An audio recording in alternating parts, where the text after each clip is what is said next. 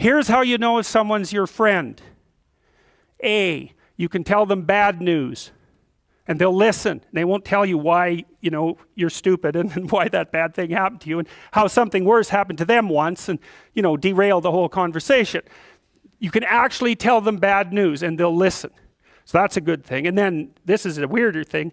You can tell them good news and they'll help you celebrate. And that's a really good way of deciding who you should have around you. Because if you have someone around you, something good happens to you and you're kind of afraid to even admit it because, God, something good happened to you. It's like, you let that be known and it'll certainly be taken away. So, you come out and you sort of tell someone half-heartedly that something good happened to you and they give you a whack and then talk about, the great thing that happened to them 3 years ago. Or worse, the great thing that happened to someone that they knew 3 years ago. It's like, go away from that person. They're not helpful to you. And they're not helpful to themselves either. And so you want to surround yourself, you got to think about this.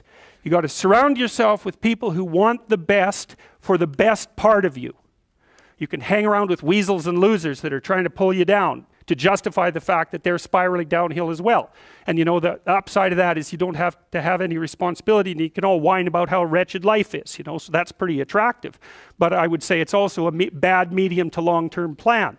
And so it's acceptable and desirable to try to surround yourself with people who are facilitating your development. And you might say, well, I've got people around, I know them well, they're not doing that well and they don't fit into that category. It's like, what's your point? What are you going to do with them exactly? If they'll listen and cooperate with you and move towards a better future, great.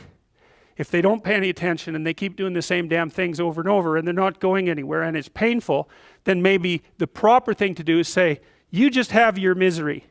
I'll go off and have my life. And maybe you'll wake up at some point in the future and think that's a better way of being. Because just putting up with it is, well, they call that enabling, right? You put up with that sort of behavior, you're providing tacit consent for it and even tacit approval. It's like, it's a bad idea. You have, I would say, both the right and the responsibility to surround yourself with people who are good for the best part of you. And that's not the same as, I don't have to elaborate on that. You can figure out what that means. Skills, that's another thing you can do if you want to increase your probability of success. Every time you have an opportunity to take an opportunity that would provide you with a new skill, do it, right? Learn to program, learn to write, learn to read new things, learn to public speak, learn how to introduce yourself to people, learn how to social network, learn how to go talk to your boss in a manner, this is the right way to go talk to someone who's supervising you. I see this problem, and here's a solution, and so I'm coming to talk to you about the problem and the solution. It's like that person is going to want to talk to you a lot. It's like because the other people they're talking to are going to come and say, I've got a problem. Can you do something about it? It's like they don't want to do something about it. They already got 50 things to do, So if you're the person who constantly brings forth a problem, even if they're accurate problems, is why are they going to want to have you around? You're just another problem. Don't be a problem for the people who want to give you money. That's a good rule of thumb, man. If someone wants to give you money, then help them do that. And if they want to give you status and success, then help them do that, right? And you do that in part by bringing them solutions, and partly you do that by developing your skills. And so if things aren't going very well for you, this is also a good way of evaluating an opportunity.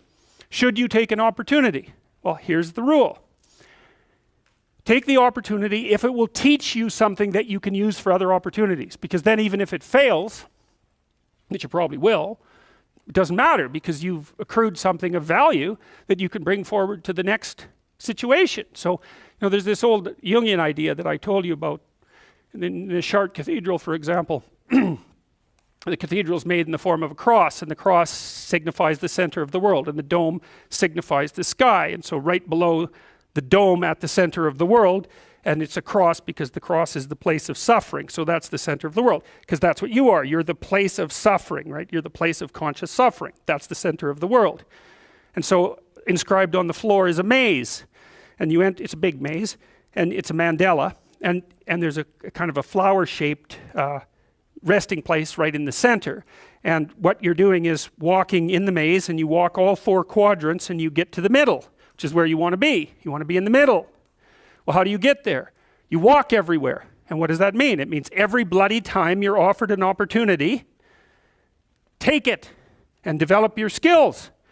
And that's better than wealth, by the way. In fact, it actually constitutes wealth, because wealth constitutes what you have when someone takes all your money away, right? That's real wealth. And so the way that you build up that sort of wealth is you turn yourself into someone who's competent in multiple directions. And you can be doing that all the time, right? Especially with the kind of technology that you people have access to. I mean, you can learn anything you want whenever you want. So what a good deal that is, man. And so there's easy fruit hanging that you could pick, and I would recommend that you do that.